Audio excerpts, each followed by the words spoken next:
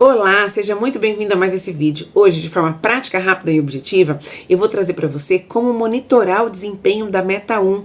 A Meta 1 que fala sobre identificação segura de paciente. Mas antes de mais nada, para você que ainda não me conhece, eu sou Fabiana Martins, especialista em qualidade e segurança do paciente, sou mentora de profissionais que querem desenvolver as melhores práticas de segurança do paciente de acordo com o cenário e contexto do seu serviço de saúde e também presto consultoria no serviço de saúde com foco em acreditação nacional e internacionais. E se você ainda não me segue, se inscreve aqui no meu canal para você não perder os vídeos, para que você possa continuar desenvolvendo o seu olhar com foco na qualidade e principalmente na segurança do paciente dos serviços de saúde. Você já sabe que não adianta ter um processo implementado.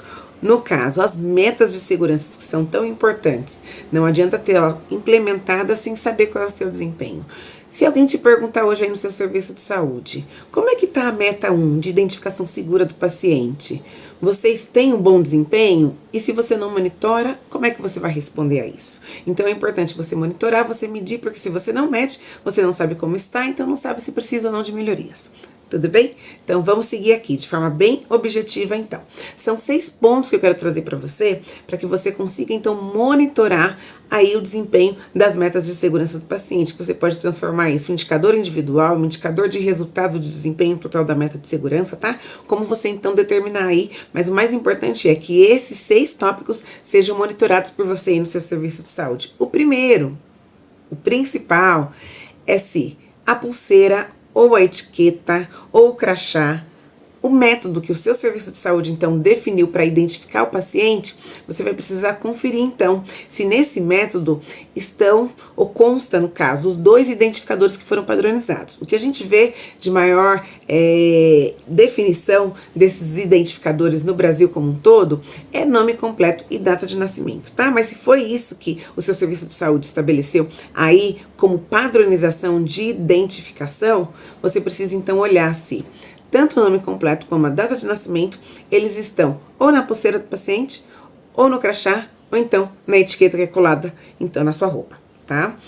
Segundo ponto para ser avaliado de identificação segura. A pulseira ou a etiqueta de identificação, ela está legível? Então, esse é um ponto que precisa também ser olhado. Vamos pensar num hospital que tem regime de internação, onde o paciente passa 2, 3, 4, às vezes uma internação mais prolongada, né? Então, é importante que você tenha esse olhar de garantir que o método de identificação do paciente está legível, porque imagine só, o paciente está lá, 2, 3, 4 dias de internação, e lá no 4º dia a pulseira não está legível, como é que os profissionais vão fazer a conferência? Só pedindo para que o paciente declare? Então é importante que você consiga garantir que o método de identificação, seja a pulseira, a etiqueta, o crachá, esteja legível em todo o tempo que o paciente está aí no seu serviço de saúde. Item 3. O profissional, ele confere, de fato, a identificação do paciente, seja fazendo a leitura na pulseira ou pedindo para que esse paciente declare. Então, nesse caso, para que você consiga, então, identificar esse ponto específico de ação dos profissionais da saúde, é necessário que você faça uma auditoria observacional. Então, você precisa ficar, ou os auditores internos aí do seu serviço, precisam ficar em áreas estratégicas do serviço e observar se na hora que o profissional ele vai prestar o cuidado, seja na realização de um exame diagnóstico, seja na oferta de uma dieta, seja na administração de um medicamento, se nesses momentos ele vai fazer a conferência, então, da identificação do paciente, ou então ele vai pedir para que o paciente faça a declaração, para que ele, estando em posse de algum documento, possa então conferir para saber se aquilo que foi declarado para o paciente confere com os dados que estão lá na ficha, por exemplo, ou na prescrição médica, tá? 4º ponto que deve ser avaliado aí no seu serviço de saúde para garantir, então, a adesão ao protocolo de identificação segura. É se os formulários, se os impressos, no modo geral, eles também contêm os 2 identificadores padronizados, então, nome completo e a data de nascimento, se esse for o caso, tá?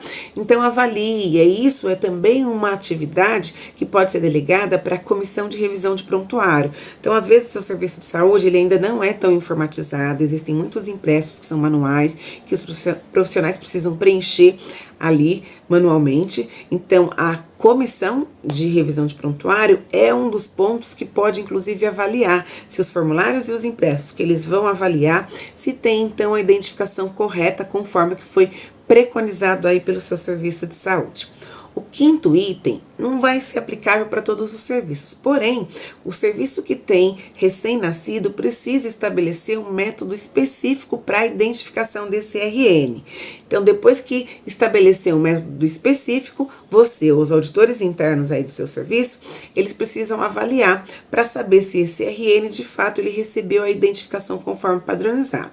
O que a gente costuma ver no serviço de saúde é RN, o nome da mãe, antes então dele ser registrado no próprio serviço de saúde, que tem muitos serviços que já tem essa prática de registrar o RN no próprio serviço, porque tem ali um cartório disponível para a família. Então, pois bem, então vai verificar na pulseira ou na etiqueta ou no crachá o nome, o RN, que vai estar então RN o nome completo da mãe, vai estar a data de nascimento normalmente do RN, e pode ser a data de nascimento da mãe, não é tão comum porque pode se confundir, mas de qualquer forma você vai precisar avaliar os RNs que tem aí no seu serviço de saúde e se eles estão identificados de acordo com o protocolo que foi estabelecido no seu serviço de saúde.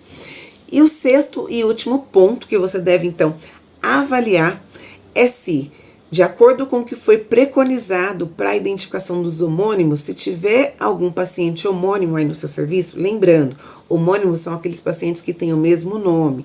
Tem alguns serviços de saúde que, por gestão de risco, para de fato garantir uma segurança maior para esse perfil de paciente, não considera os homônimos inteiros. Então, por exemplo, não é quando eu tiver dois Josés Marias da Silva que eu vou seguir esse protocolo. Às vezes o fato de eu ter numa enfermaria grande 2 pacientes com o nome de José, apenas o primeiro nome como José, eles já aplicam essa prática, então, que está estabelecida para gerenciar esse risco de pacientes homônimos. Normalmente eles deixam pacientes distantes, quando tem a possibilidade de colocar um no quarto, pode tirar um da enfermaria e deixar um no quarto. Então são algumas estratégias para que a gente possa de fato evitar algum erro por conta de homônimos, tá? Mas na avaliação, na auditoria, no monitoramento então dessa meta, que é o foco da nossa conversa hoje, você vai então identificar se esse homônimo ele está identificado conforme a política ou protocolo de identificação segura do paciente preconiza aí no seu serviço de saúde, tá? E aí depois de fazer todos esses monitoramentos, você vai precisar então gerar esses dados para que você possa então divulgar os resultados dessa auditoria, porque lembra, só monitorar e guardar a informação para você também não surte muito efeito. Você precisa sim divulgar essa informação e quando a adesão ela estiver abaixo de uma meta ou daquilo que vocês preconizaram como desejável, é importante que tenham ações específicas para poder corrigir todas as oportunidades de melhorias que você identificou aí no seu serviço. Gostou desse vídeo? Escreve aqui, você tem alguma dúvida em relação ao monitoramento do protocolo de identificação segura? Comenta aqui, ou então compartilha com aquele seu amigo que tem dificuldade, ou com alguém que você conhece que trabalha com a segurança do paciente no serviço de saúde, para que possa então estar sempre atento em relação à importância do monitoramento do desempenho dessa meta. Porque você sabe, aqui a segurança do paciente é na prática. Eu te vejo no próximo vídeo.